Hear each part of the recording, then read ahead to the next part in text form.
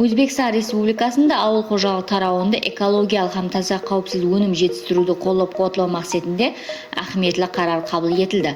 Министрлер кабинетінің 2025 жыл 20 августтағы 520 саны қарарына муафық биологиялық қорғану құралларынан пайдаланған ислеп шығарушыларға субсидия ажыратылады. Бұл тәртіптің тикары мақсаты химиялық құраллардың орнына биологиялық қорғау ұсыныстарын кеңінен енгізу, халық үшін қауіпсіз һәм сапалы ауыл қожалық өнімдерін жетістіруді қошаметлеуде ібарат. Қарарға бола биологиялық қорғау ұсылы қолданылған майданларда биологиялық құралдарды сатып алуға жұмсалған қаржылардың 50% субсидия сипатында қаплап беріледі. Қалған бөлігі болса талабалардың өз қаржылары есебінен төленеді.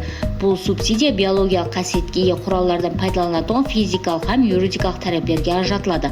Онда тек қана Өзбекстанда қолдануға рұқсат етілген биологиялық құралдардан пайдалану талап етіледі. Субсидия алу үшін талабалар биологиялық қорғау қолданылатын майданларды өнім жылының 31 августына шейін мәнзілі тізімге кіргізу үшін электрон арызы тапсыру керек. Мұражетлер агросубсидия системасы арқылы әмелге асырылады. Субсидия алу үшін арзалар зират жылының 11 октябрына 25 октябрына шейін қабыл етіледі. Тасдиқланған тізімнің субсидия қаржылары талапкерлердің коммерциялық банктердегі есап бетіне өнім жылы 1 декабрге шейін өткеріп беріледі.